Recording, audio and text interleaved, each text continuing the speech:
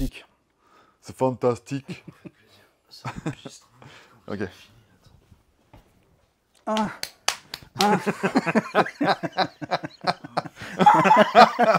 Merde. Mais qu'est-ce qu'ils font cette vidéo?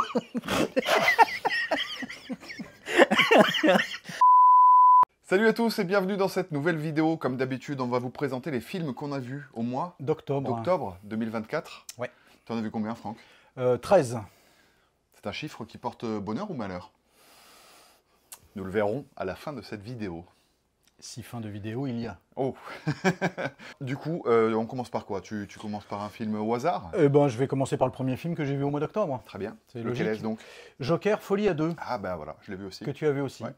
Voilà. Et qu'en as-tu pensé? Bon, c'était pas une folie à deux. Non. Ni à trois, ni à même plusieurs. seul. Oui, Non, c'était... ni seul, non, j'ai pas vraiment, vraiment adhéré. Alors après, en fait, si tu veux, moi j'ai été surtout déçu de voir le résultat qu'il avait proposé. Parce qu'en soi, je pense pas que ce soit un film catastrophique. Tu vois, enfin... Ouais, non, bah après, la des photo, choses- la mise en scène, les Voilà. images sont belles, tu Il y vois. a des choses intéressantes, quand même, Mm. mine de rien, même dans le message qui essaie d'être véhiculé.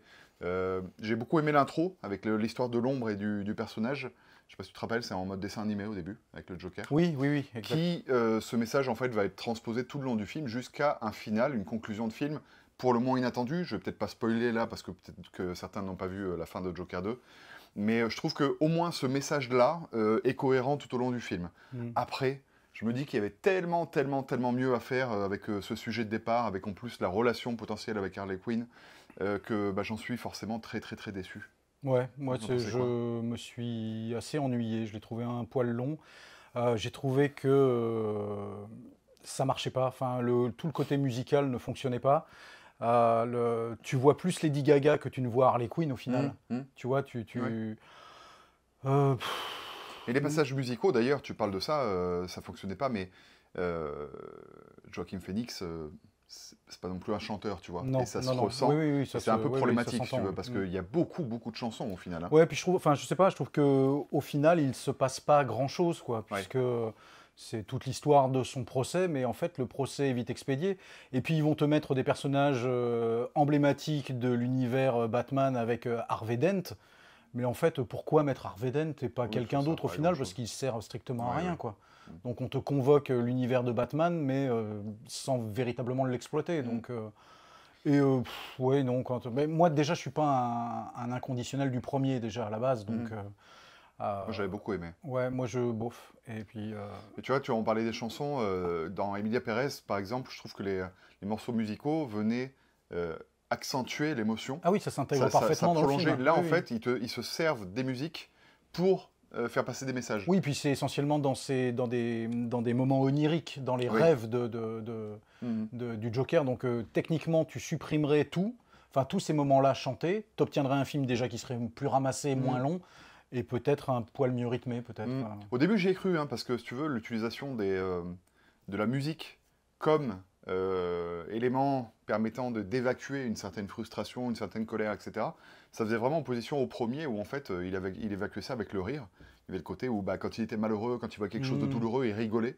Dans ce film-là, il y avait ce côté où les chansons pouvaient être comment on appelle ça, quelque chose de libératoire, tu vois. Donc au début, je me suis dit, tiens, ça peut être pas mal. Puis en fait, j'ai trouvé ça tellement long qu'à chaque fois qu'il chantait, j'en pouvais plus, quoi. C'est ça. Mais bon, voilà. Bon, après, le moi, recommanderais pas voilà, forcément. je le recommande pas particulièrement. Ouais. Après, voilà, faites-vous votre avis. Je pense que le film n'est pas horrible. Il y a des bonnes choses quand même, mais ils auraient pu faire tellement mieux. Ils auraient pu faire tellement mieux que là, on se demande pourquoi même il a été fait, en fait. Quelles ont été les motivations, si ce n'est... je crois qu'il a eu un chèque en blanc, hein, Ouais. Todd Phillips, pour faire le film. Donc, bon. Bon, bah, il a Alors, bien profité de Warner. Voilà, théoriquement, il ne devrait pas y en avoir un troisième. Ouais. C'est bon, voilà. Je vais partir, moi, sur un autre film qui s'appelle The Devil's Bath. Ça se passe au XVIIIe siècle en Autriche. Ça se passe dans un village. Il y a une jeune femme qui va épouser un homme donc, du village voisin. Et il va se trouver que cette femme-là va être relativement malheureuse dans sa vie. Et c'est intéressant parce que le film vraiment expose tout le lien aussi avec la religion. Et quand tu es malheureux, si tu as le malheur de te suicider, bah, tu es carrément excommunié, tu n'as pas de sépulture, tu es laissé à l'abandon dans un marais et tout.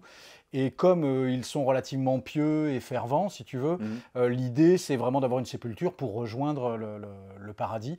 Donc pour mourir, hein, eh ben, tu es obligé de commettre l'irréparable pour que tu sois condamné et exécuté. Le film est assez intéressant parce qu'il te dépeint vraiment une, une, une société qui donc passait évidemment, hein, fin du XVIIIe siècle, au milieu du XVIIIe siècle, je ne sais plus. Et tu vois vraiment que bah, cette femme-là, elle vit donc avec son nouveau mari, mais la mère du mari est toujours là, et puis la mère du mari lui dit comment elle doit être et comment elle ne doit pas être, et donc elle se sent complètement coincée, opprimée dans cet univers-là. Le début du film est très particulier, voire limite dérangeant. Bah, je raconte un peu le début, de toute façon ça spoile Et puis tu adores faire ça en plus. pas vraiment. Oui, oui, non. Non, mais en fait, au Et tu début, le fais bien surtout. on se retrouve avec une femme qui est en train d'étendre son linge et tout. Il y a son gamin qui est là et il y a le bébé qui est dans un couffin à côté au pied. Et à un moment donné, la femme, elle prend le bébé, puis elle part en forêt et elle va jusqu'à une grande cascade et elle jette son bébé dans la cascade. Le pingouin de Tim Et Burton. après, bah, du coup, elle va se dénoncer Oh, et après, elle va être décapitée. parce Et qu'elle voilà. s'est dénoncée. Ouais, mais parce qu'elle voulait mourir, parce qu'elle était Très bien. malheureuse et donc du coup elle a commis un infanticide. Et voilà, tout le film repose sur C'est ce sympa, c'est côté gay. où l'infanticide n'est même pas... enfin, en plus le cadavre après est exposé. Ah, Tu vois, elle est exposée, sa tête est dans une cage à côté ah oui, et c'est. en train de pourrir et tout. Enfin voilà, le film est assez un peu glauque, un peu, Tu m'étonnes. mais on n'est pas du tout dans un versant fantastique parce que quand tu lis le titre de Mhm, Devil's mhm. Bass, tu t'imagines un truc Oui, oui, oui. démoniaque ou Oui, quoi, oui. et pas du tout, quoi. Pas du tout. Voilà, enfin, moi je recommande le film. Hein, c'est de deux réalisatrices, c'est Séverine Fiala et Véronica Franz. Voilà, qui était plutôt un bon film, mais qui est assez, comment dire, anxiogène, quoi, un petit peu, quoi, un Mhm. peu. Enfin, t'es pas bien pendant le film. Et quand ça se termine, t'es pas bien. Et la fin, en plus, il y a un contraste entre ce que toi tu ressens et les émotions qui sont exprimées à l'écran. Mais bon, je veux pas trop, je veux pas spoiler, mais il y a vraiment un contraste et enfin voilà, ça génère un certain malaise et tu suis cette femme-là pendant tout le film et tu vois son mal-être où elle souhaiterait rentrer chez elle et enfin elle n'est pas bien avec son mari qui la touche pas d'ailleurs parce qu'on le soupçonne d'être homosexuel quoi. Ok. Mais c'est le truc qui se disait pas vraiment à l'époque quoi. Mhm. Enfin voilà, The Devil's Bass qui était une belle petite surprise. Ok. Voilà, Cool. ensuite un film Bah, j'ai qu'on vu le aurait... chat passer, moi j'aimerais bien parler de Flo. Flo, le chat qui n'avait plus peur de l'eau, je crois, le Ouais, sous-titre exactement. français, le sous-titre français qui est un peu ridicule, je trouve. Surtout qu'en fait, quand ils te lancent le film, ils te mettent pas de sous-titres, ils mettent Flo tout court Ouais, ouais, dans le ouais, titre. Donc c'est bah, vrai que. c'est pour la promo en France, ça. Ouais, ouais. D'accord. T'en as pensé quoi de Flo? Moi, j'ai aimé. Enfin, Hmm. j'ai vraiment aimé cette proposition. Le fait que justement, il n'y ait pas que les animaux ne parlent pas. Ouais. Et qui s'expriment dans leur langage à eux. Hein, le chat il miaule, le chien Parce que aboie. c'est à noter que en termes de graphisme, on est un petit peu presque dans du jeu vidéo. Oui, Hein. oui, C'est oui, quelque ça chose. fait un peu. Donc en fait, c'était juste pour prolonger ce que tu disais, le fait qu'il ne parle pas, pour le coup, ça nous ancre dans le réel. C'est ça Mm. qui est assez fort parce qu'à la fois visuellement, on est complètement dans quelque chose de décalé et en même temps, on s'ancre dans le réel et on y croit parce qu'il parle pas. Ouais, l'animation est pas faux folle. Hein. Enfin, je Ah veux ouais, dire, tu trouves? il y a des moments, bah, je sais pas, le chien, Au c'est début? pas. Ouais, tu sens. Bah, de toute façon, il a pas eu énormément de budget. Hein. Ah Il a un budget relativement oui. restreint. Mais après, c'est très, très contemplatif. Mhm. C'est très poétique. Mhm. Moi, j'ai vraiment. Enfin, moi, je me suis laissé porter. Et tu es toujours au niveau du point de vue du chat. Ouais. Et alors, quand on aime les chats, bah, c'est plutôt. C'est assez plaisant. Euh, moi, ça m'a plu. T'as pas besoin t'as pas d'explication sur ce qui arrive au final, et quelque part, t'en as pas besoin. Même si on a C'est des indices, quand même, on ouais, ouais, comprend. ouais, oui, oui, mais bon, quand tu es dans cet univers-là avec les grosses statues de chats, tu sais pas trop le pourquoi de la chose, même Ouais, si tu supposes que c'est son humain, son c'est propriétaire ça. avant Qui qui, vénérait un petit peu les chats, voilà, quoi. oui, parce qu'il les sculptait et Mhm. tout. Et donc, en fait, après, il y a un énorme raz-de-marée, enfin, une montée des eaux spectaculaire. Et Attention, on spoil. À partir de maintenant, on spoil Oui, le oui, film bon, Flow. là, c'est au début du Oui, film. oui, c'est au mais, début du oui, film. oui, mais après, là, on va spoiler. Oui, oui, Donc, oui, si oui, vous oui, voulez oui. pas en savoir plus, parce que moi, c'est comme Franck, je vais vous inviter à aller voir Flow, Oui, mais oui, je vais voyez-le, plus ouais. que vous inviter à y aller, parce que vraiment, pour moi, c'est un gros coup de cœur. Hein. Ouais, ouais, ouais, moi j'ai beaucoup J'ai aimé. vu ce film et j'ai trouvé ça génial. Ça fait partie de mon top de fin d'année, tu vois, ça je le sais déjà. Parce que c'est un film très immersif. Oui.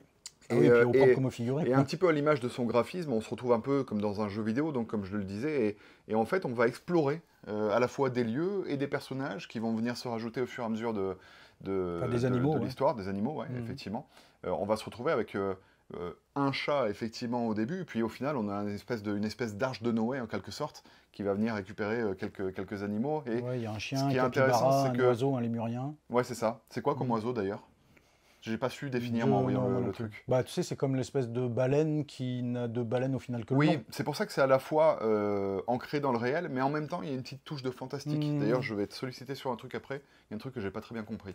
Euh, En fait, ce qui m'a plu, c'est le côté où en fait, on te montre que pour survivre, et disons pour réussir de sortir d'une situation qui est un petit peu délicate, il faut réussir à se transcender. C'est-à-dire Oui, puis à s'unir aussi. alors, à Parce que. s'unir, mais chaque individu va devoir acquérir une compétence qu'il n'a pas à l'origine. Hmm. Bah, déjà, le chat, c'est très bien de le mettre dans un contexte où bah, c'est son pire défaut. L'élément de l'eau, c'est ce qu'il va Hmm. détester à la base. Il va être obligé de s'affranchir de ça et de s'approprier le fait de pouvoir nager potentiellement pour pouvoir avancer. Bah, il y a au début une forme de résurrection puisqu'il va tomber dans l'eau, Ouais, se noyer presque, exactement. et que l'espèce de baleine, on va Ouais, l'appeler ouais. comme ça, hein, Mm. va le ressortir Ouais, clairement. de l'eau. Mais Donc, tu avais raison, le thème de l'entraide est mis clairement en avant.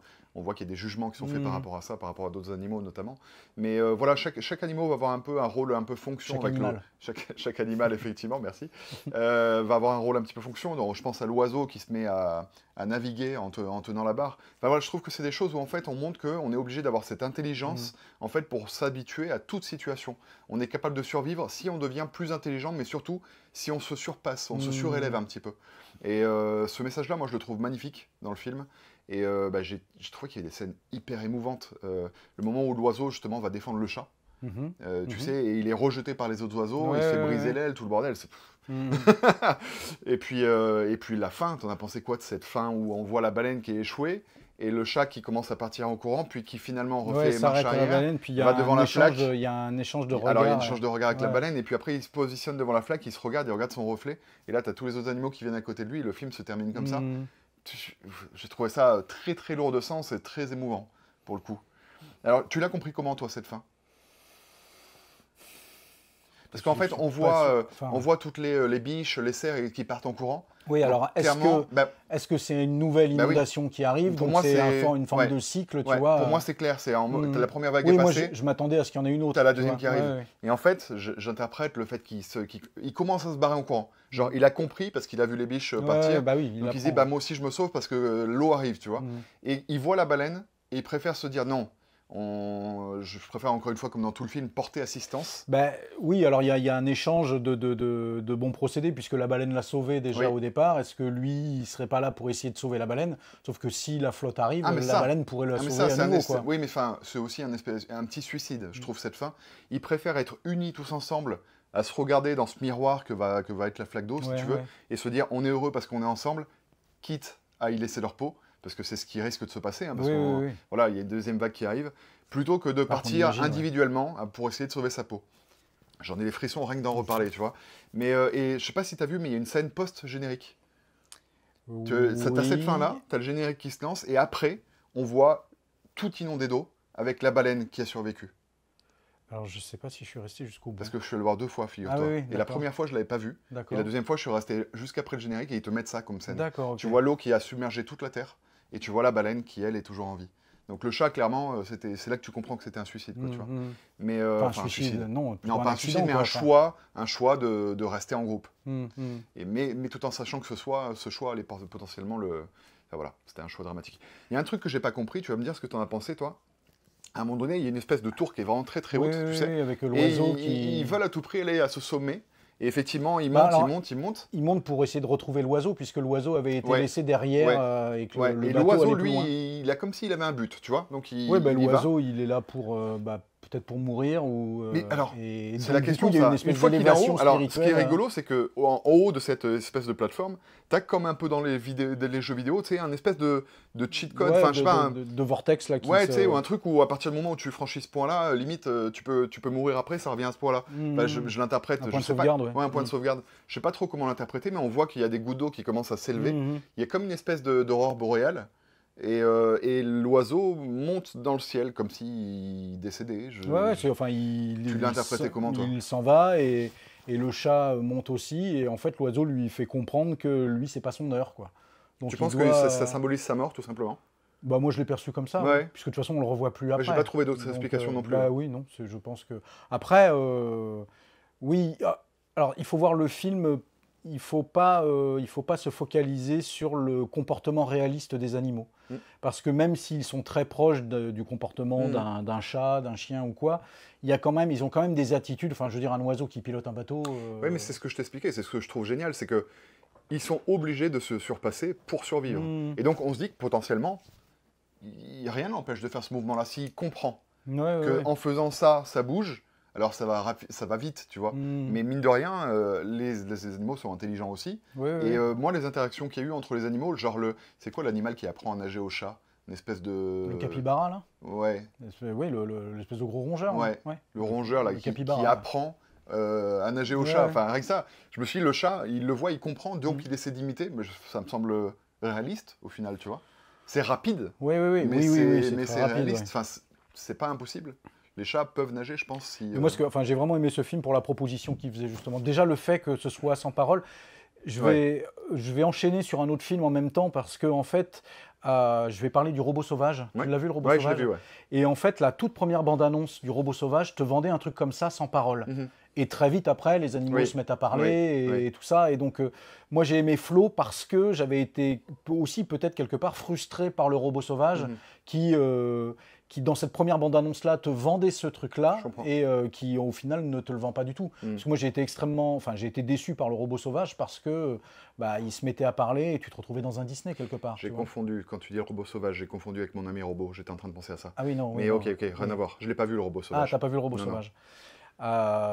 Donc, Flo, tu as autre chose Flo, allez le voir. Ouais, ouais, En fait, c'est- il faut vraiment soutenir ce genre de cinéma et j'espère qu'il est encore disponible au moment où vous regardez cette vidéo. Si c'est le cas, vraiment, Ouais, allez-y. vous Ouais. regretterez pas. Tu as vu son film précédent qui s'appelle Non, Ailleurs? je le verrai. Ben, je l'ai pas vu. je voulais le voir, mais je le trouve pas. Il faut aller ailleurs, apparemment. Il faut aller ailleurs, Mm. ouais, il doit être là-bas.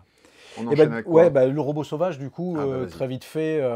Donc, c'est par le réalisateur de Dragon, Mhm. et de Lilo et Stitch, Oui. et des Croods Ouais. aussi.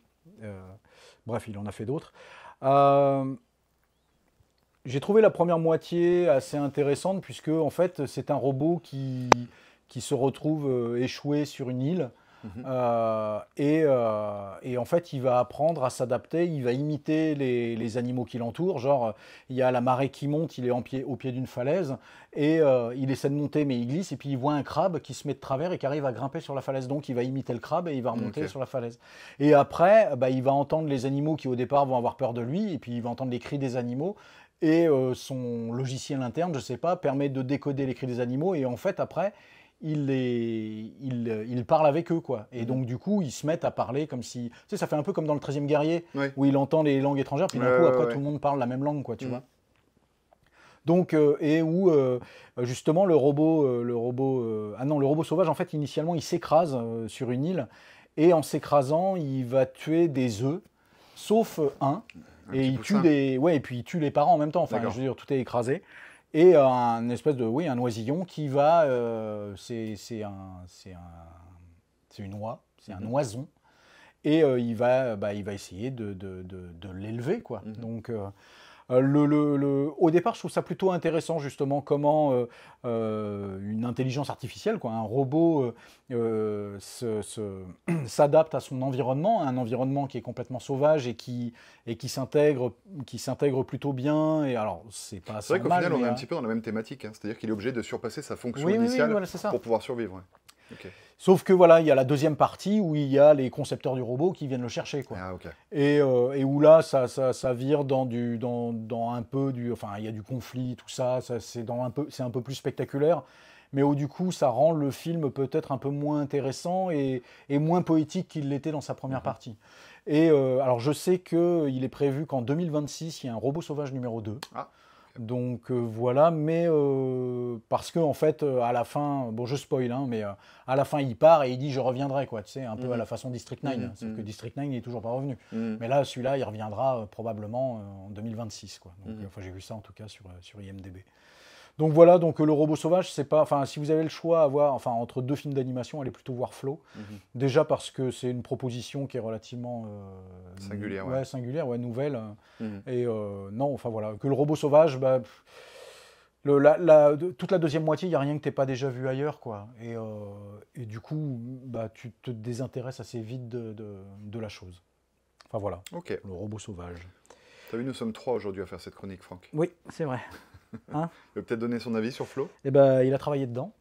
Il a servi de modèle. Ouais. On enchaîne avec quoi? J'ai vu Lee Miller. Est-ce que tu as vu Lee Miller avec Kate Winslet? Pas du tout.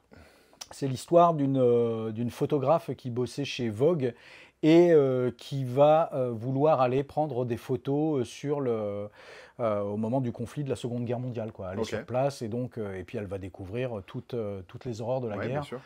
Moi, j'ai beaucoup aimé ce film.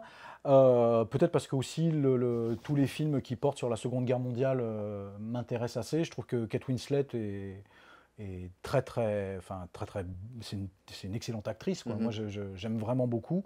Bon, le film n'est pas drôle, hein, mais il n'a pas cette fonction-là. Tu apprends, en fait, c'est une forme de biopic aussi, puisque cette personne-là, Lee Miller, a réellement existé, D'accord. quoi. D'accord. Donc, et c'est grâce à elle que la presse a pu découvrir en premier les photos des camps après leur découverte, après la libération. Mhm. Donc c'est une des premières qui a fait les photos et qui les a transmises, qui d'ailleurs n'ont pas été diffusées tout de suite pour ne pas choquer les potentiels lecteurs, mais qui seront utilisées bien plus tard et qui seront utilisées aux États-Unis, alors qu'elle elle est anglaise, elle bossait en Angleterre, quoi. D'accord. Tu vois, pour Vogue en Angleterre. Le film est vraiment bien. Enfin, moi, j'ai beaucoup aimé. Mais parce que, voilà, encore une fois, moi, je m'intéresse à cette période de l'histoire. Donc, et tu suis un destin peu ordinaire, entre guillemets, dans ce contexte de guerre qui a été, enfin, qu'on a vu et revu à maintes reprises, quoi. Et moi, j'ai trouvé le film plutôt intéressant. Voilà, après, je n'ai pas énormément de choses à développer. Il y a Marion Cotillard qui joue dedans. Ok. Et on la voit pas beaucoup et elle en fait pas des caisses. Ok. Donc non, le film est juste. Et voilà, le film démarre sur le mode interview où en fait Lee Miller est interviewé et on apprendra après que ce qu'on croit voir n'est pas véritablement ce qu'on croit voir, mais je vais pas vous divulgacher là le film. Ok. Mais ouais, non, c'est un film intéressant, puis c'est vraiment plaisant de revoir Kate Winslet au cinéma. Eh oui. En premier rôle, voilà. Donc, bon, j'ai pas plus à dire sur Lee Miller, mais si vous aimez l'histoire et si vous aimez justement cette période-là, le film pourrait potentiellement vous intéresser. D'accord. Bah, écoute, vu qu'on est en train de parler de films de qualité, je suis allé voir un film que tu n'as pas vu, c'est pour ça que je l'embraye. Ouais, vas-y. Je suis allé voir 4-0 au cinéma. Mais c'était pas la suite de 3-0, ça? Si. Ouais, mais j'ai pas vu ça. Réalisé par Fabien Antoniente. C'est Ouais. Fabien? Antoniente, ouais. Ouais. Antoniente. Ok. Ouais. Et alors? Bah alors déjà, je me demande pourquoi je suis allé voir ce film. Non. J'ai une vraie, en ce moment, je sais pas pourquoi, j'ai une curiosité. Malsaine. Pas malsaine, non, justement, c'est l'inverse. J'aimerais bien comprendre pourquoi les films grand public marchent. Tu vois, j'y suis allé un peu dans cette optique. Je me suis dit, je vais arrêter d'être un peu con et de me dire d'avance que c'est nul. Je vais quand même aller le voir et essayer de comprendre, tu vois. Même si je sais exactement ce que je vais voir et je sais ce que je vais pas aimer, j'aimerais bien identifier les trucs qui potentiellement plaisent aux gens qui sont un peu moins érudits de cinéma, tu vois. Donc, écoute, bon, je suis pas la cible, clairement, de ce genre de film. Et j'ai pas passé un super moment, mais il n'était pas non plus détestable. Qui serait la cible? Bah, justement, les gens qui, potentiellement, vont au cinéma beaucoup moins régulièrement, tu vois, qui y vont pour passer un moment en famille, et qui, potentiellement, ont juste besoin d'être distraits et ne cherchent pas forcément que ce soit plus creusé que ça, tu vois. Parce qu'au final, tout est cousu de fil blanc dans ce film. On connaît les enjeux dès le début, on sait comment ça va finir, on sait comment ça va évoluer. C'est des thématiques qui brassent, voilà, qui sont, mais c'est des choses qui regroupent les gens au final. Tu vois, c'est comme le film qui a marché récemment, le film d'Artus. Oui, un petit truc en plus. Un petit truc en plus. C'est pas extraordinaire, tu vois. Mais j'arrive à comprendre que ça véhicule un effet de masse comme ça, avec les gens aient envie de le voir et qu'ils soient contents de le voir. Bon, je dirais pas que 4-0, ça vaut un petit truc en plus, hein, c'est pas du tout le cas. Le problème de 4-0, c'est comme souvent dans les films dont on y était, c'est l'humour. D'accord, que je trouve très lourd. Ouais. Tu avais vu 3-0 ? J'avais vu 3-0, ouais. C'est mieux, c'est moins bien, c'est pareil. C'est sensiblement pareil. D'accord. Okay. En fait, le film ne marche que par ses... comment on appelle ça ? Tu vas m'aider, c'est les gags. Non, tu sais, les gens qui viennent, qui apparaissent à l'écran. Les caméos. Les caméos, merci. Tu vois plein de joueurs de foot, tu vois des mecs qui sont issus du stand-up, tu vois... Est-ce que tu penses qu'il faut aimer le foot pour apprécier le film ? Non, qui ne suis pas très foot. Non, pas nécessairement, parce que je pense que si tu aimes le foot, tu te rends compte que bon, ça creuse pas non plus beaucoup le sujet au final, tu vois. Ça reste très, très superficiel. Mais ouais, les vagues sont très très lourdes. Je pense au personnage qui va recruter, le jeune footballeur au début, qui fait une vanne qui va répéter, je pense, peut-être 4 fois dans le film. J'entends tout, je vois tout. Tu vois. D'accord. Voilà. J'entends tout, il monte le nez, il dit je vois tout, il monte les oreilles, tu vois. D'accord. Et la blague est suffisamment qualitative pour le réalisateur pour qu'il la laisse. pour qu'il la laisse, mais pour qu'il la sorte en ressort comique. D'accord. Et je te dis, il le dit 4 fois pendant le film, quoi. Ça revient à répétition. Mais je vois surtout pas ce qu'il y a de drôle, quoi. Mais bon. Non, mais si tu veux, bon... Oui, enfin, sorti de son contexte aussi. Ça voilà, c'est ça. Et puis je le fais mal, tu vois. Le mec, peut-être qu'il joue bien. Peut-être. Donc non, déjà, ce que je veux dire, c'est que voilà, en fait, si tu vois la bande-annonce de 4-0, tu vois les meilleures répliques oui, du mais alors film. ça, moi je trouve que c'est le travers des bandes-annonces des comédies françaises, c'est que dans les bandes-annonces, tu as tous les meilleurs moments comiques des films, et quand tu vois le film après, tu n'as rien autour. Ouais. Et mais ça, c'est le propre des films qui sont pas très riches, justement. Oui, parce que t'as des films où tu vois la bande-annonce et après, derrière, t'as plein de trucs qui se passent, tu vois. Là, vraiment, quand vous voyez que la bande-annonce de 4-0, bah, vous avez vu le meilleur, en fait, du film. Donc, c'est ça le problème, c'est que déjà, la bande-annonce... Et puis, Gérard Lanvin, bah, il commence à accuser le coup un petit peu. Hein. Il a une rythmique dans le phrasé qui est plus que c'était à l'époque. Du coup, il est moins décisif, tu vois, quand il parle. Moins vif. Et alors, moi, c'est un acteur que j'aime, hein, j'aime le voir et tout, mais par contre, bon, bah, voilà, c'est un peu has-been, en fait. Ouais. C'est un peu has-been. Dites-nous si vous avez aimé dans les commentaires 4-0, peut-être que c'est le cas, si c'est le cas, tant mieux. Voilà, moi j'en dirai pas plus. Eh ben, je vais enchaîner moi sur une comédie française aussi, puisque tant qu'on y est. Ouais. J'ai vu Loup-garou sur Netflix, alors c'était pas au cinéma. Ah oui, avec Franck Dubosc. Franck Dubosc. Donc adapté du jeu célèbre Les Loups-garous de Tierceleux. Que des catastrophes là-dessus. Alors déjà, comment dire non, mais je vais pas taper sur le film pour taper sur le film parce que ça n'a pas vraiment de sens. Moi, j'ai joué à ce jeu. Je ne sais pas si tu as déjà joué à ce jeu. Au Loup-garou, oui. Ouais. Tu retrouves tous les personnages.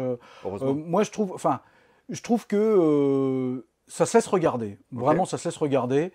Par contre, pour moi, Franck Dubosc, c'est pas un bon acteur. J'arrive pas, quoi. Autant dans ses sketchs, il me fait marrer parfois. Autant au cinéma, je sais pas. Dans les films qu'il a fait lui, il est plutôt bon. Quoi, Camping ? Non, Debout, bah non, ça c'est Antoniente, justement. Ouais, bah oui, voilà. Ouais, donc, non, mais tu vois, désolé, je fais un parallèle. Tu vois, Camping, c'est des films qui, quand même, ont marqué une certaine génération. Bien sûr, bien sûr. Donc, c'est un réal qui est beaucoup moqué, mais mine de rien, il a fait des trucs qui vont rester. Sûr, non, voilà. Non, Debout, par exemple, avec Alexandra Lamy. Je l'ai pas vu. Ok, bon. Bah, je t'en citerai pas 10 000 de toute façon. D'accord. Il n'en a fait que 2, je crois. Après, voilà, moi je trouve que y a un petit peu de moyens. Bon, il y a des effets spéciaux, du coup, les loups-garous, et ils sont, sans être particulièrement beaux, ils sont pas particulièrement vilains. En fait, l'histoire, c'est ils veulent faire le film commence, ils veulent faire une partie de loup-garou, donc il y a Jean Reno aussi qui joue le père de Franck Dubosc et qui est atteint de la maladie d'Alzheimer, donc il oublie un peu tout. Et donc ils veulent jouer au loup-garou et du coup ils décident de pas jouer et la boîte se met à trembler et en fait ils se retrouvent projetés dans le monde médiéval fantastique. Un peu à la Jumanji, quoi. Voilà, et au début, ils pensent assister à une reconstitution parce que dans le village où ils vivent, il y a une fête médiévale et ils disent mais ils ont mis vachement de moyens. Et puis on le voit d'ailleurs dans la bande-annonce où ils décapitent quelqu'un qui pense être un loup-garou. Ils disent mais c'est vachement réaliste. Et ils se prennent une gerbe de sang sur le visage, puis quand ils goûtent, ils réalisent que c'est vraiment du sang. Euh, Oui, non, mais ça se regarder comme tu jouerais, je te dis, à une partie de loup-garou. C'est pas vraiment drôle. Enfin, ça se veut drôle, mais moi, ça m'a pas fait rire, hein, pas du tout fait rire. Mais voilà, tu regardes le truc, après, la fin, c'est un peu bâclé, c'est un peu convenu, c'est un peu consensuel. Moi, c'est pareil, j'avais entendu dire que c'était une catastrophe, une catastrophe. Et je pense que je m'étais tellement préparé à cette catastrophe-là qu'au final, la catastrophe est relativement mesurée. Mhm. Après, c'est pas un bon film, hein, Ouais, ouais. c'est pas un bon film, mais je trouve que c'est une petite comédie française qui pourrait passer avec des enfants qui ont l'habitude de jouer à loup-garou, parce que c'est complètement montrable à des enfants, hein, il y a pas de souci. J'ai même pensé à le montrer à ma fille, vu elle a joué plein de fois au Eh oui. loup-garou. Eh oui. Après, pourquoi pas, pour les ouais, enfants, c'est voilà, peut-être c'est pas ça, mal, oui, je pense que ça passe. Après, Mhm. c'est pas terrible. Enfin, je veux dire, le film Mhm. n'est pas terrible, mais puis tu as des ressorts dramatiques qui sont un peu placés là, vas-y, comme je te pousse, mais et oui, si, il y a quelques petites répliques qui font un peu sourire. Et puis après, il essaie de jouer un peu la carte du pathos, tu vois. Et puis ça prend pas, quoi. Enfin, je veux dire, à la fin, tu as une espèce de déclaration. Parce qu'en fait, quand ils sont dans le monde, dans le monde fantastique, chacun a un pouvoir. Et en fait, tu sais, c'est les pouvoirs des personnages, des cartes, des loups-garous. Et notamment, Jean Reno, bah, il a plus de problème de mémoire. Il se Ah, ouais. souvient de tout. Et alors, je spoil, mais dans le film. Quand il est dans le monde fantastique, entre guillemets, il va écrire une lettre à son fils, et quand ils seront revenus à la réalité, il va lire la lettre. Et Donc lui ne peut pas le dire, lui ne mais peut pas le dire parce qu'il se rappelle plus la lettre de grand-chose, mais là atteste l'autre. de ce qu'il pense. Ouais. Sauf que bah, l'émotion, elle marche pas, quoi. Ah. Déjà, Franck Dubosc, je trouve il arrive pas à transmettre les émotions. Mhm. Enfin, normalement, ça doit être un moment émouvant, c'est Mhm. limite qui doit Mhm. t'arracher deux, trois larmes, tu vois. Et là, ça marche pas parce que je sais pas. Enfin, j'ai rien contre Franck Dubosc, tu vois, Mhm. mais je trouve que dans la retransmission des émotions, ça Après, c'est passe pas, toujours le quoi. débat éternel, c'est qu'il y Alors, a, est-ce il qu'il y est a une bien direction réalisé? Oui, d'acteur. c'est ça, voilà. Est-ce qu'il est bien Est-ce que dirigé c'est ou ce qu'on pas? lui Mais demandait de faire ou est-ce qu'il l'a mal joué? C'est toujours l'éternelle question, quoi. ouais, mais je sais pas. Là, j'ai vu passer la bande-annonce d'un film dont j'ai oublié le nom, mais où il joue le père de deux jumelles pianistes. Et là, on est clairement dans un film un peu plus dramatique et Mhm. tout. Mais même dans la bande-annonce, Ah ouais, je le ok. trouve pas, j'accroche pas. Ok, Mais ok. bon, après, mais peut-être que je souffre d'une image de lui déjà préconçue qui fait qu'il m'empêche d'accéder Mhm. à la subtilité de son jeu. Mais bon, bref. Mais voilà, bon, ça se laisse regarder c'est franchement si t'as rien à faire et que t'as Ouais. pas envie trop, t'as envie de poser ton cerveau et de regarder un truc, ça se laisse regarder. T'as même pas besoin. Enfin, t'as pas besoin de réfléchir, tu suis un peu ce truc-là, mais c'est aussi insipide qu'une courgette, quoi. Enfin, Ok. je veux dire, les courgettes c'est bon, mais quand tu les mets avec autre chose, quoi, tu vois. Bon, bref. Donc voilà, la courgette. Non, Bon. mais ouais, c'est voilà, bon, loup-garou, j'étais curieux de le voir parce que comme j'avais joué pas mal au jeu. Ouais, ouais. Mais écoute, en parlant de films insipides, on peut peut-être parler de Terrifier 3. Ouais, ouais. T'as vu, la transition est pas mal, hein. Ouais, alors, bah, je dirais pas que Terrifier 3 c'est insipide. Ouais. Je dirais que c'est un film qui est déjà 10 fois trop long, mais comme le deuxième. Je l'ai moins subi que le deuxième, perso. Ouais, Je oui, l'ai trouvé oui, moins, ouais, avec moi, moins de longueur, quand bah, même. le 2, il a fallu que je le voie en plusieurs fois, hein. Enfin, Parce que le 2, je crois qu'il dure 2h20, un truc comme bah, ça. celui-là, c'est pareil, hein. Non. Ah Non, bah, il non, dure je crois plus qu'il de fait 2 heures, hein. 1h50. Ah non, non, Terrifier 3, il dure plus de 2 heures, hein. Ah ouais? Ah oui, oui, oui, oui. Non, c'est la même durée, 2h30, je crois, il fait Terrifier 3. Non. Bah, vérifie, check. 2h05. Ah, 2h05. Bon, Donc il est bref. plus court. Ouais, il est plus court, pas de beaucoup, mais plus court. Non, mais en fait, voilà le problème de. Alors, c'est gore, oui. Après, je pense qu'il il a cartonné, mais je pense qu'il a cartonné parce qu'il a écopé d'une Ah bah interdiction oui. aux moins de 18 Ah bah ans, et oui. donc du coup, tout le monde voulait Quelle le voir. aubaine. Et alors qu'il n'est pas moins ni plus violent que le Non. chapitre précédent, tu vois. Mm. L'autre, le précédent, avait écopé d'une interdiction aux moins de 16 ans, il me semble. Le film, alors il y a quelques mises à mort que j'ai trouvées assez fun, assez réjouissantes, mais le problème c'est que c'est noyé dans un récit qui est beaucoup trop étiré, beaucoup trop long. Il y a des soucis à mon avis au niveau du montage, au niveau du rythme, ce qui fait que tu t'ennuies ferme.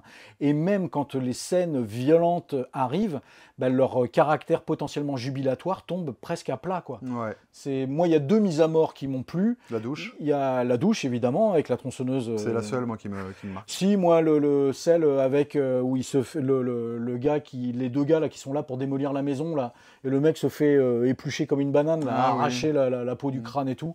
Voilà, bah, au niveau des effets spéciaux, c'est plutôt bien fait. D'ailleurs, Damien Leone, qui est le réalisateur, est un Mm. concepteur d'effets spéciaux. Mm. Mais en fait, il essaie depuis le deuxième d'ailleurs, il essaie de te mettre en place une espèce de mythologie avec cette fille-là qui est la némésis du Terrifier, là, enfin comme Art le clown, c'est Oui, ça Art. voilà. Mais en fait, ouais, non, c'est long, c'est lent, c'est poussif, c'est mal écrit en fait, c'est très mal écrit. Moi, ce qui me dérange, c'est que j'ai l'impression qu'il trouve pas son ton.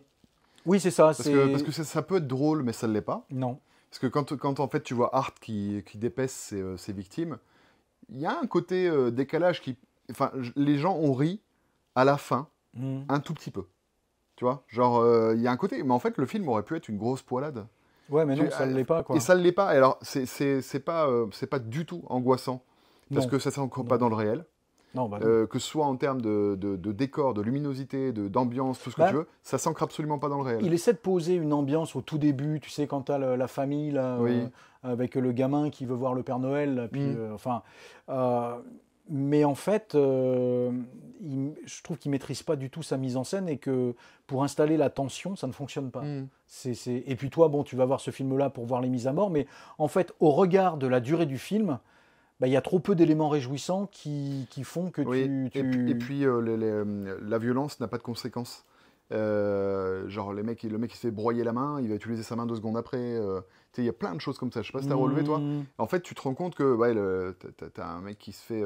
Je sais pas, la meuf, elle se fait enfoncer un tube dans la gorge, elle va rester en vie pendant. Enfin, là, dit comme ça, je l'explique très mal, mais il y a plein de choses qui te montrent que tu n'es pas dans le réel.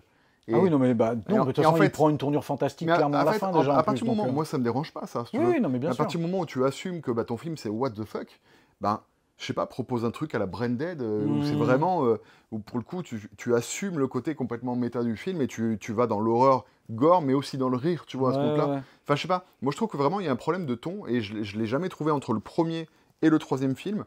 Au final, bah, à la base, le premier, c'était celui que j'avais moins aimé. Mhm. Bah, je commence à me dire, ah, au final, c'est peut-être celui que je préférais. Parce qu'au moins, il avait une intention qui était de faire peur avec ce décalage du personnage muet Mhm. et de ses victimes autour qui s'affolaient en se disant, mais il est malaisant, il parle Ouais, pas. mais moi je trouve, enfin, moi le personnage, je l'ai jamais trouvé effrayant. Mm. C'est, Mais oui, mais quitte à ce qu'il fasse pas peur, parce que moi, c'est pareil, il me fait pas peur. oui, oui, Bah, faites-en un comique, quoi, tu vois. oui, oui, oui. Mais enfin, faire Parce des... que le fait que lui se gargarise de voir ses victimes torturées, ça, c'est drôle.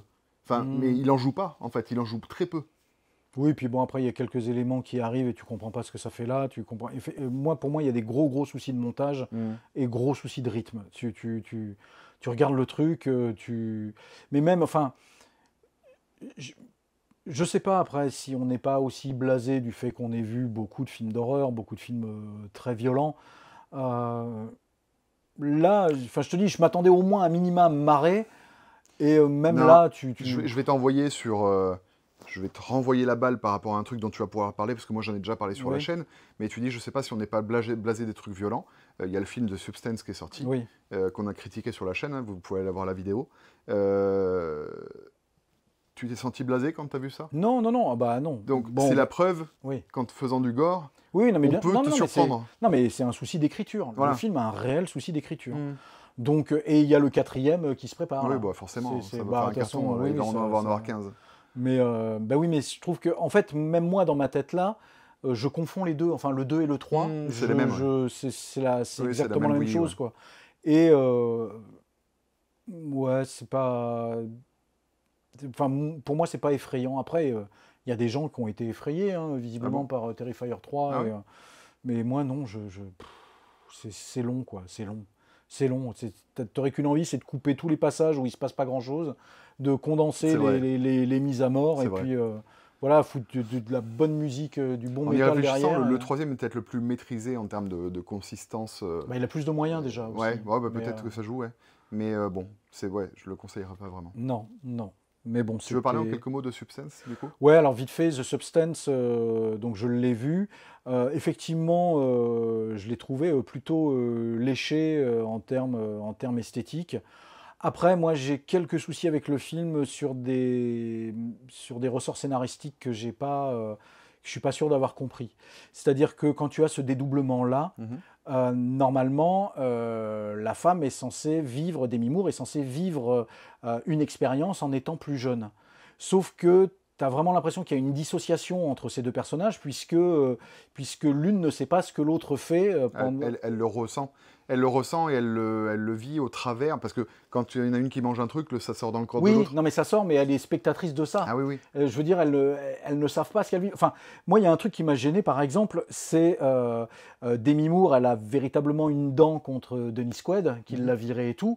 Et moi, je m'étais dit au début, quand elle va réintégrer ce corps de jeune femme, elle va jouer avec lui et obtenir une forme de vengeance. Et en fait, pas du tout. On a vraiment deux identités, deux personnalités complètement séparées, j'ai l'impression. Et alors que le film n'arrête pas de t'asséner, vous n'êtes qu'une seule et même personne. Oui. Sauf que l'une et l'autre n'ont pas conscience. Il n'y a pas la mémoire, oui. Il n'y a pas de transmission de mémoire, parce que sinon tu prendrais soin. Et puis alors déjà aussi, le truc, elle fait un trou dans son mur et puis elle se découvre une autre pièce, alors que dans un immeuble ça paraît peu probable, mais enfin bon, admettons. Oui, c'est pour le message. Et puis quel intérêt d'être à poil? Je veux dire, c'est à poil au départ, effectivement, pour que l'autre sorte, mais après, je veux dire, rien ne t'empêche d'être habillé dans ton plumard et tu fais la transition, quoi, plutôt que de te laisser sur le carrelage. Mais voilà, ça m'a... Enfin, il y a quelques soucis. Moi, c'est ça qui m'a un peu gêné. Et puis j'aurais aimé avoir peut-être un peu plus de réponses sur qui sont ces personnes qui te prodiguent la substance, entre guillemets. Enfin, c'est quoi cette organisation-là? Parce qu'elle ne le paye jamais, au final. On s'en fout complètement. Ben, je sais pas, Et puis, voilà, moi... Ça t'apporterait quoi de savoir ça? Je sais pas, à part de donner une explication bancale et de justifier que c'est un organisme pas légal. Non, mais ça donnerait un côté un peu plus thriller, tu vois. Ça donnerait, moi, je l'ai ressenti du fait qu'on sache pas qui c'était, le côté thriller. Justement, avec les appels téléphoniques. Oui, mais et tu te dis, c'est quoi le prix à payer? Parce que c'est quoi l'intérêt? Enfin, je veux dire, tu as la substance là, tu as un autre toi plus jeune qui sort de toi, qui vit ces trucs, mais en fait, toi, tu profites pas de ce qu'il vit. Mais en fait, elle le sait pas au moment où elle le fait.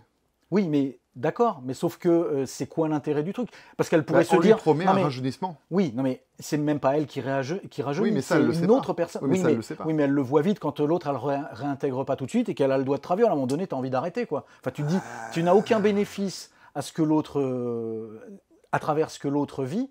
C'est quoi l'intérêt de continuer l'expérience? Puisque toi, après, qu'est-ce qu'elle fait? Elle reste assise chez elle, à s'empiffrer, à rien faire, et puis... parce qu'elle ne vit plus. Il y a un moment donné, si, il y a un joli moment, entre guillemets, quand il y a son ancien compagnon de lycée, collège, je sais pas trop quoi, ou de la fac, qui la recontacte, et puis après elle essaie de se faire belle, et puis elle se rend compte qu'elle se trouve pas belle, donc du coup elle annule et tout, mais où elle vit quelque chose, mais après, en dehors de ça, elle ne vit rien d'autre. Et elle ne vit rien à travers cette expérience-là, à travers l'expérience de son elle jeune, entre guillemets. Elle revit sa jeunesse, en fait. Mais non, elle la revit pas, justement. Mais moi, je pense que c'est peut-être une erreur de penser qu'elle n'a pas le... C'est qu'une seule entité. Même si, ok, elle ne s'est pas vengée de Dennis Quaid ou tout ce que tu veux. Oui, mais non, parce elle n'a aucun bénéfice de ce que l'autre vit. Puisqu'elle ne se rappelle pas de ce que l'autre fait. Elle les vit au moment où l'autre la vit, en fait. Ce n'est qu'une entité. Oui, mais sauf qu'elle ne les vit pas. Puisqu'elle est complètement inerte. En fait, si tu considères et quand elle se réveille, elle voit tout le bordel. Par exemple, on est tous faits de plusieurs personnalités, admettons.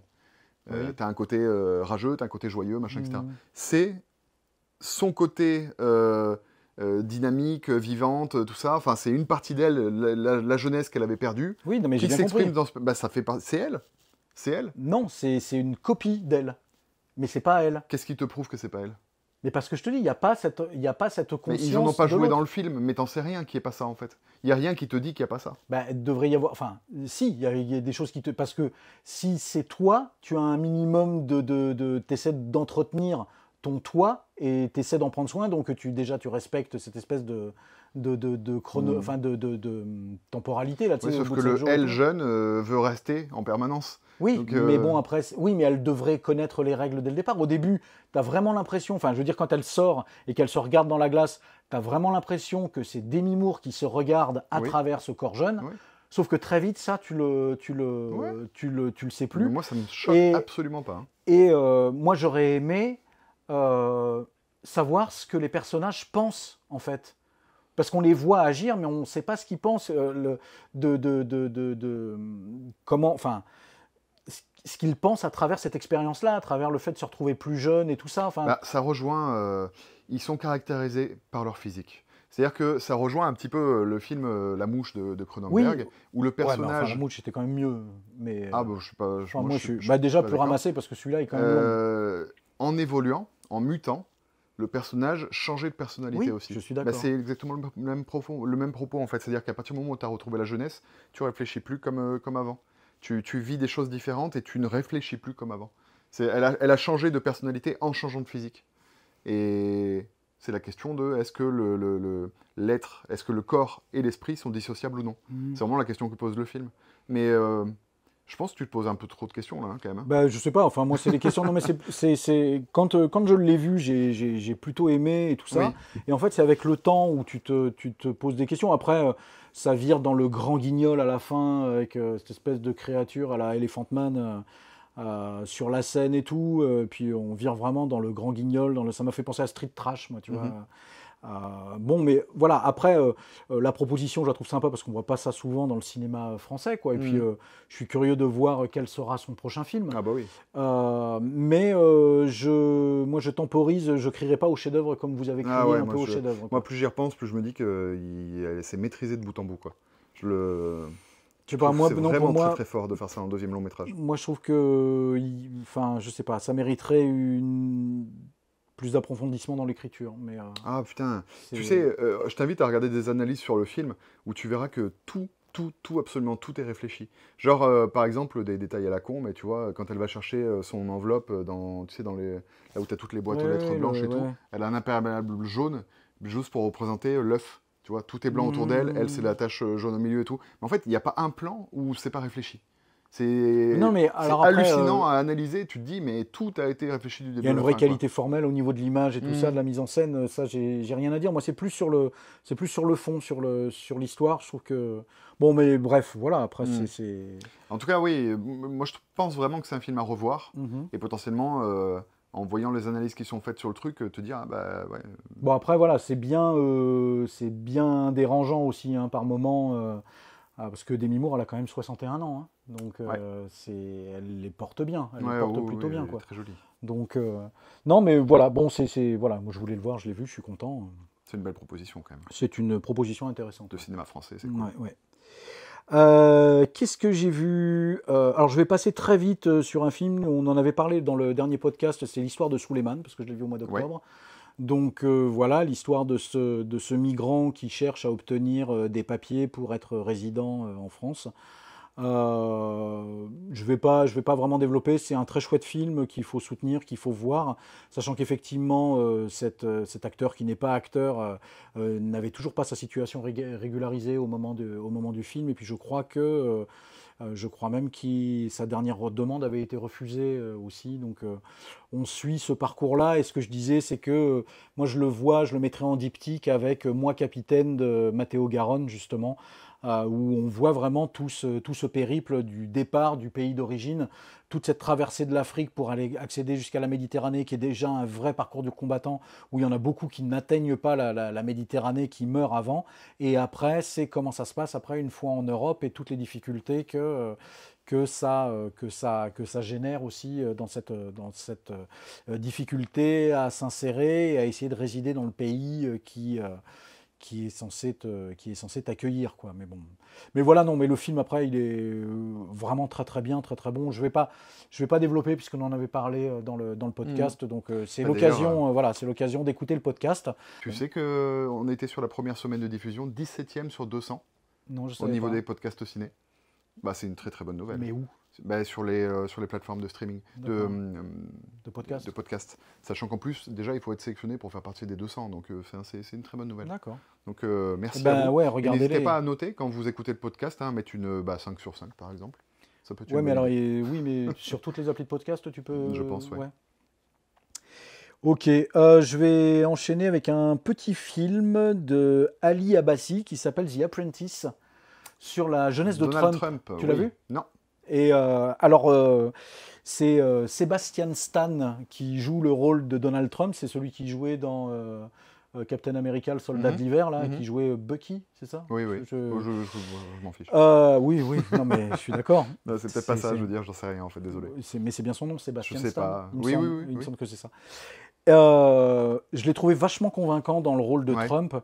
J'ai trouvé le film assez intéressant. Il y a une approche visuelle qui est très... c'est à la limite du documentaire, tu vois, dans la façon de filmer. C'est beaucoup de caméras à l'épaule. Ça fait très limite, il est suivi par une équipe de caméras. C'est pas du tout le cas. Mais tu as vraiment cette impression-là. C'est une approche presque documentariste. Et le film, je trouve, est intéressant parce qu'il te révèle de Trump. Alors, ça ne te rend pas le personnage plus sympathique, hein. Enfin, pour moi, non. Mais tu comprends qu'il est vraiment dans cette quête du toujours plus haut, toujours plus fort, toujours plus grand, quoi. Et preuve en est que bah, là, il vient d'être réélu. Donc, je ne sais pas si le film a joué en sa faveur dans ce truc-là. Mais je trouve que c'est intéressant de voir dans quel... Moi, je suis allé le voir justement pour essayer de comprendre un peu le personnage. Ouais, ouais. Tu vois, le personnage qui nous est dépeint par les médias et essayer de voir comment il est. Et bon, après, c'est quelqu'un qui est... Enfin, moi, je ne l'aurais pas dans mes amis, quoi. Enfin, un type comme ça, qui n'hésite pas à écraser les autres, entre guillemets, pour accéder à son ascension et à se parjurer, quoi. Enfin, je veux dire, à renier ceux qui l'ont mis là au dernier moment, quoi. Parce qu'au départ, tu apprends que bah, il était un peu... il a eu une éducation assez dure avec son père qui exigeait de lui beaucoup de choses. Et en fait, il a voulu prouver à son père qu'il pouvait être aussi grand, si ce n'est plus grand. Quoi. Et puis à un moment donné, quand il accède au plus grand que son père, c'est limite, il ne le méprise pas. Quoi. Tu le perds, ouais. C'est, le film est intéressant. Franchement, le film est intéressant. Donc on va pas jusqu'à la présidence, hein, mais on va jusqu'à sa réussite, entre guillemets. Okay. Et ça reste un personnage, bah, moi je trouve assez abject, hein, avec une moralité relativement douteuse. Mais le film était plutôt... Enfin, moi je t'encourage à le voir. D'accord. J'ai du mal avec les trucs politiques, mais... Ouais, mais non, mais c'est vraiment sur un point de vue individuel, quoi. Vraiment sur le personnage. Ça parle pas vraiment de politique, hein, mais c'est vraiment son ascension. Comment au début il va un peu caresser dans le sens du poil les personnes d'influence qui pourraient l'introniser dans la sphère des décideurs, entre guillemets. Enfin, moi je trouve assez. Il y a un côté qui est assez fascinant. Et plus il progresse, plus il grandit, entre guillemets, plus il s'enrichit, plus il gagne en puissance, plus moi je me suis détaché de plus en plus du personnage. Au début, tu le trouverais presque sympathique. Ouais, mais c'est un film à charge, de toute façon. Ben, je me suis posé la question, savoir s'il était à charge ou à décharge, et je crois que ni l'un ni l'autre. En fait, non, moi j'ai eu l'impression que c'était un portrait factuel, quoi, tel qu'il est. Après, tu te fais ton avis et tout. Après, c'est quelqu'un qui était extrêmement ambitieux et qui a, tout ce qu'il pouvait faire pour réussir, il l'a fait, même si c'était par des moyens plus que contestables, quoi. Mais non, je trouvais que c'était assez fascinant qu'au départ le personnage, tu le suis, tu t'intéresses un peu à son parcours et le film est jamais chiant et je trouve qu'il s'arrête au bon moment. Il n'est pas trop long, c'est plutôt intéressant. Après, voilà, je te dis, l'approche visuelle, c'est très brut, quoi. Hein. C'est une image qui est très, la mise en scène n'est pas très travaillée, mais il y a un côté vraiment très très cru, très, très brut, très, très enfin, ça fait un peu du docu-fiction, mais voilà, le film est, j'étais content de le voir parce que j'avais envie de le voir et c'est intéressant. Après, c'est pas le film que j'aurai dans ma Oui, je DVD vois. Tech, mais si un jour on s'intéresse vraiment à ce personnage-là, c'est intéressant de savoir qu'il existe un film Mhm, mhm. sur lui plutôt que de regarder Maman, j'ai raté l'avion numéro Oui. 2 là, où il joue dedans. Tu vois, donc. Bref, donc The Apprentice. Quoi d'autre? L'amour ouf, t'as vu l'amour Pas ouf? du tout. Quoi, t'as pas vu l'amour Non, je suis pas ouf? allé voir l'amour. Ah, mais j'aurais été En persuadé fait, si tu que veux, tu serais allé le voir. j'avais très envie de le voir. Et après, il y a Mathieu qui allait le voir et qui m'en a fait un retour pas bon du tout. Ça m'a complètement cassé dans mon élan. Alors, justement, je suis très curieux de savoir ce que tu en as pensé, du coup. Bah, l'amour ouf, c'est pas ouf. Ah. Voilà. Non, alors c'est pas mal, c'est bien même, enfin c'est sympa. C'est trop long. Pour moi, Ouais. c'est beaucoup trop long. La partie où ils sont jeunes, en fait, est limite plus longue que la partie où ils sont adultes. Et moi, alors c'est bien mis en scène, c'est très bien joué, il y a pas de souci. Le seul souci que j'ai eu avec ce film-là, c'est que je n'ai ressenti absolument aucune émotion. C'est C'est normalement, problématique. ben ouais, pour un film d'amour, entre guillemets, même Hmm. si. Alors, j'ai entendu des personnes qui disaient que pour eux, c'était trop violent, parce que c'est un peu violent et tout. Mais cette passion amoureuse entre les deux protagonistes, euh, ben, j'y ai pas pris part. Mhm. Bon, je n'étais pas invité en même temps, mais. Non, mais. Je sais pas, il y a certains films, tu vas regarder quand Harry rencontre Sally, ou des films où, des films d'amour où quand ils se retrouvent et tout, tu sens, Ouais, toi, ouais, ce ouais. petit élan machin, et là, non, j'ai pas. J'ai j'ai pas senti, j'ai pas été galvanisé par le truc, quoi. Mhm. Donc j'ai regardé le film, je te dis, je l'ai trouvé assez long. Euh, T'as pas vraiment, enfin je sais pas, l'issue du film ne m'a pas surpris. The surprise, oui, elle ne m'a pas surprise. Il faut accorder que bon, bref. Et oui, non, après trop long, enfin trop, ouais, trop long, trop long. Enfin, je sais pas quoi en dire d'autre. Après, c'est plutôt bien réalisé. Effectivement, on se retrouve dans le contexte des années 80, 90, et tu as toute la bande son qui est en cohérence avec ce qui se passe. Du coup, tu as toute l'ambiance des années 80, 90 qui sont convoquées à travers la musique. Mais voilà, après, si vous avez envie de regarder un. Alors, je catégoriserai pas ça comme comédie romantique, Mhm. mais comme un film d'amour ou sur l'amour et tout, je trouve qu'il y a bien mieux ailleurs, en fait. Ouais, ouais. Voilà. Ok. Mais voilà, je Toi, tu m'as pas sais. donné non plus encore plus envie de le regarder. Non, non, moi je le reverrai probablement Je le pas, et verrai un jour puis aussi. c'est probablement pas un film que je conseille. Voilà l'amour ouf. Oui. Je suis allé voir le film Anora, Ah, la Palme d'Or. la Palme d'Or du Festival de Et Cannes. alors, qu'est-ce que c'est, comment? Bon, alors déjà, on va mettre les choses au clair. J'en ai marre des Palmes d'Or du Festival de Cannes. D'accord. Bon, même si les deux dernières, je les avais aimées. Et c'est pas un mauvais film, Anora. Hein. Je ne veux pas dire que c'est pas bien, parce que ça l'est. Mais j'étais vraiment dérouté. Alors, déjà, j'ai fait une erreur monumentale. Je suis allé voir ce film en VF. D'accord, oui, non, mais il faut pas voir les films en Alors, VF. tu as des films en VF qui sont acceptables, t'en as qui sont même bien. Là, la VF, elle est honteuse. D'accord. Mais vraiment honteuse. L'actrice ouvre la bouche au début, t'entends la voix qui est rajoutée par-dessus, tu dis qu'est-ce? Enfin, il faut rembourser, il faut arrêter de les payer, ces gens-là, tu vois. Mhm. C'est vraiment, vraiment, c'est pas possible. Et en plus, t'as les acteurs qui sont des Russes, donc ils te jouent un accent Ouais, russe il joue l'accent, surjoué. ouais, c'est horrible ça. Mhm. Bon, donc déjà, je pense que ça a joué sur mon appréciation du long métrage. Après, en soi, c'est un film qui se veut avec potentiellement un humour un peu proche des frères Cohen, c'est-à-dire que c'est un humour un peu décalé. Mhm. On est censé te montrer quelque chose qui est quand même, au début, sans trop spoiler, donc c'est une femme qui va épouser un riche, un fils D'oligarque, d'énarque, ouais, russe. ou Mhm. d'oligarque russe. Et du coup, ce mec-là est blindé, ils vont faire des folies, ils vont aller à Las Vegas, ils vont s'épouser. Bam.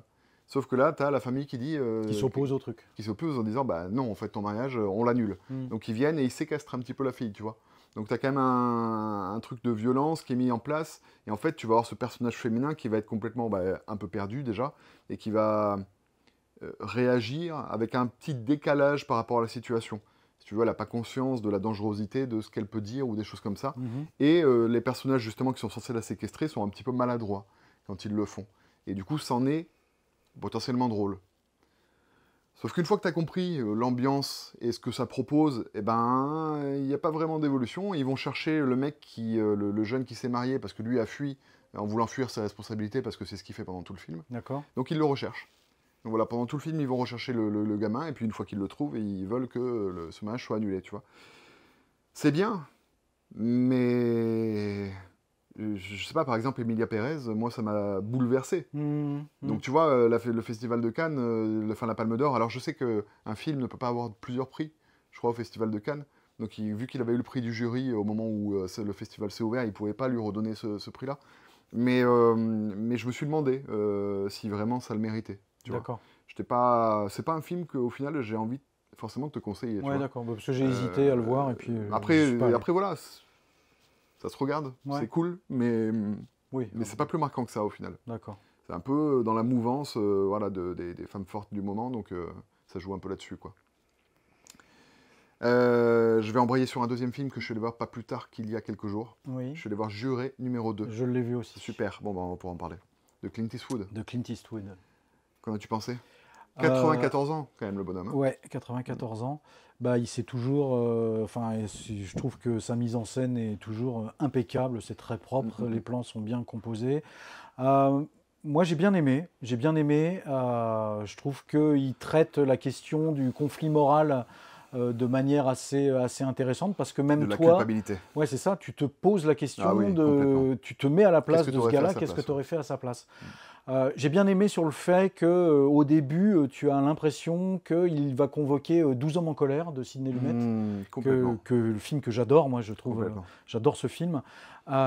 Et tu as justement cette angoisse. Donc, alors, peut-être rappeler un petit peu l'histoire. Je sais pas si c'est bien de le dire ou pas, parce que... on le sait dès le début, dès la bande-annonce. Hein, et puis je l'avais pas vu, la bande-annonce. Ça ouvre le film, quoi. C'est-à-dire que... Il y a Nicolas Hoult qui sort d'un bar. Dehors, il fait nuit, il pleut. Et avec sa voiture, il percute quelque chose. Il descend de sa voiture pour regarder. Il voit rien. Il voit un panneau traversé de cerfs, machin. Et puis, il s'en va persuadé d'avoir percuté un cerf. Et après, il est convoqué pour être juré dans un procès pour meurtre, pour homicide d'un gars, enfin, le procès d'un gars pour homicide. Et quand on montre les images, eh bien, on voit sa compagne, qui est morte sur cette même route. Voilà, sur cette même route, tombée dans le ravin à côté, quoi.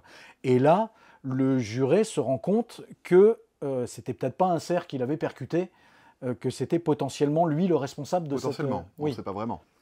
Mais d'ailleurs, même au début, parce que là tu dis ça en ayant vu la bande-annonce et tout, et que tu dis que ça vient rapidement dans le film, au début, moi, quand il avait ces flashs de l'accident ou quoi que ce soit, je me posais la question de me demander si vraiment il l'avait vécu.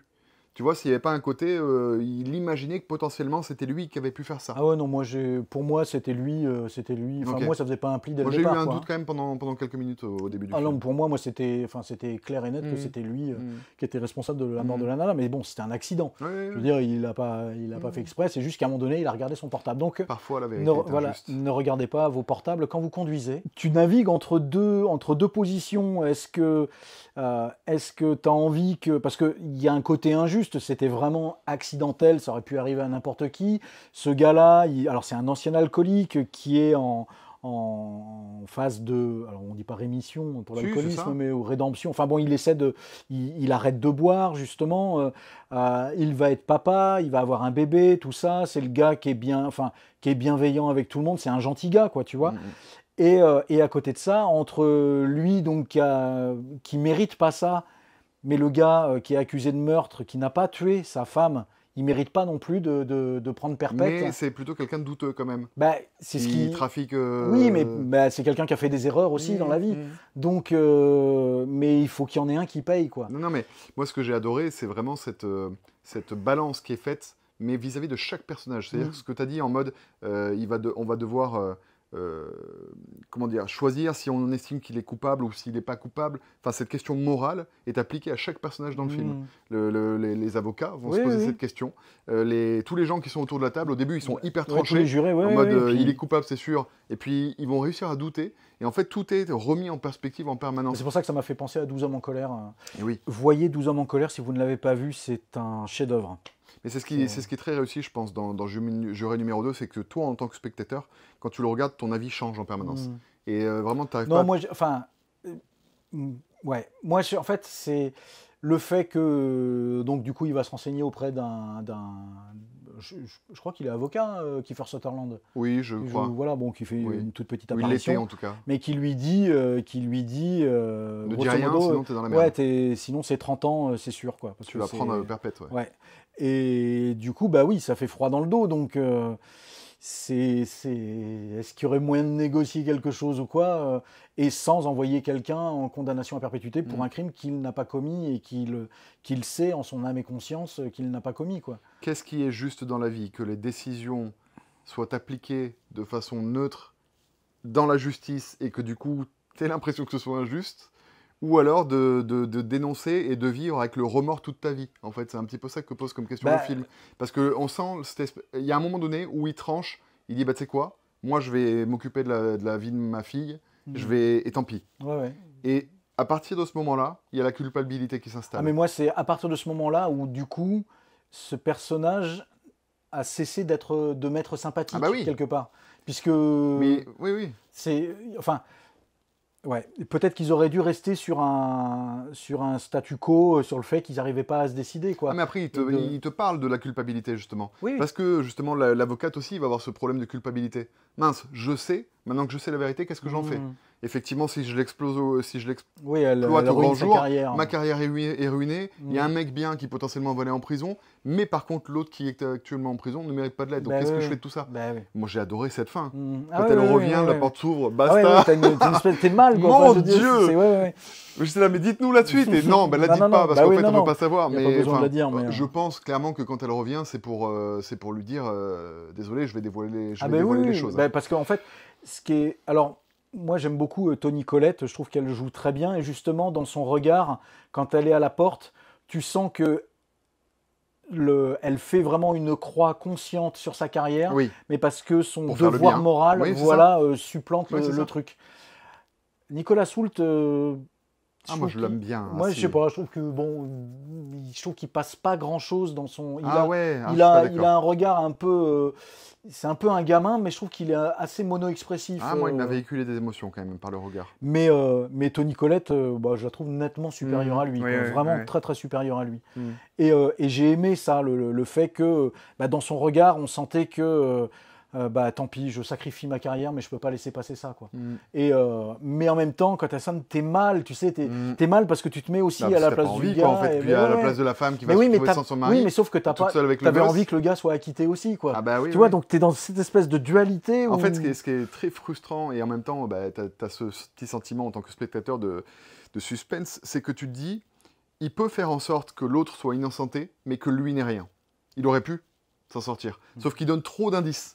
Et en fait, le fait de vouloir être quelqu'un de bien fait que il se sabre tout seul. Et c'est ça qui est terrible en fait, et qui te donne un peu le côté merde, c'est dommage quoi. Voilà, et pose-toi la question, qu'est-ce que tu ferais toi? Qu'est-ce que je ferais? Mais moi j'aurais fait en sorte de faire en sorte que l'autre soit acquitté, mais j'aurais été moins maladroit je pense. Parce qu'il est quand même maladroit pendant le film. Il balance des trucs qu'il devrait jamais dire, tu vois. Ouais, mais bon, en même temps, le truc, c'est qu'il découvre au moment du procès qu'il est responsable de cette mort-là. Donc, faut encaisser le truc, quoi. Faut encaisser. Faut encaisser le truc. Mais ouais, non, ça, c'était un bon film. C'était bien mieux que La Mule. J'ai pas vu La Mule, moi, au final. En fait, c'est plus intéressant quand Clint Eastwood n'est pas devant Techniquement, je me suis même quand même posé la question pendant le film, mais il l'a peut-être pas tué non plus, c'est peut-être pas lui non plus. On n'en sait rien, en fait.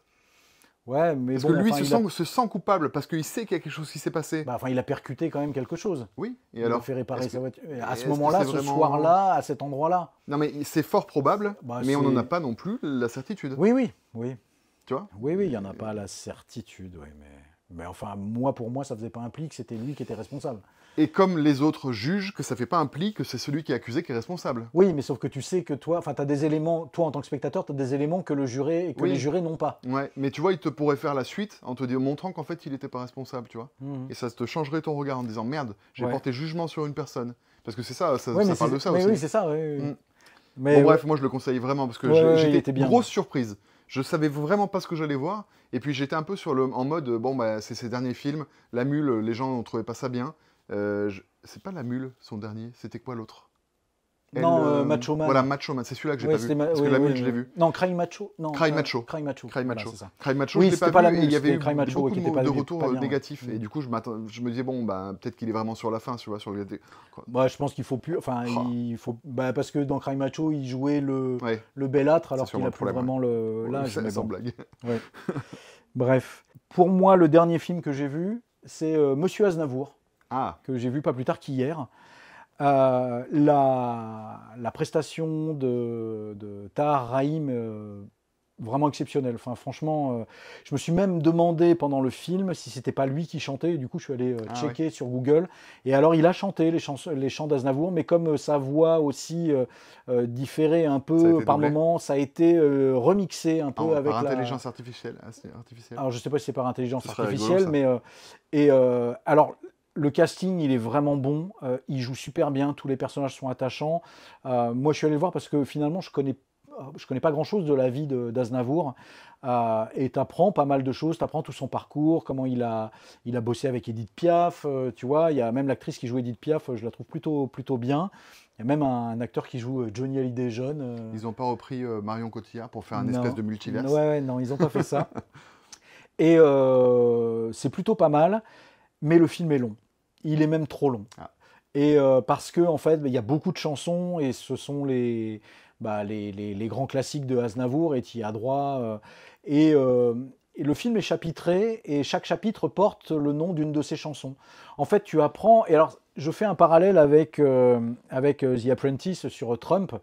Je ne vais pas comparer Aznavour à Trump, mais tu apprends que Aznavour, c'était quelqu'un, c'est pareil, qui n'était jamais satisfait de là où il était. Il voulait aller toujours plus haut. C'est souvent le cas des hommes qui réussissent. Voilà, toujours plus haut. Et une fois arrivé en haut, il avait aussi du mal à le gérer, quoi. Et tu apprends que si c'était un artiste, un vrai artiste avec un vrai talent, par contre, c'était un piètre père et mari, quoi. Donc, tous les sacrifices sont bons pour voilà. le succès. Moi, je suis allé le voir parce que j'avais été agréablement surpris par le film de Grand Corps Malade et de. Je les avais beaucoup aimés. Les deux premiers, j'avais beaucoup aimé. Patient, et puis l'autre, c'était La vie scolaire. Mais La vie scolaire, je suis même pas sûr de l'avoir vu. Si tu l'as pas vu, c'est cool aussi. Hein, ou si j'ai dû le voir, mais si, c'est pas là où tu as Alban Ivanov qui joue un surveillant au portail, là. Oui, je l'ai vu.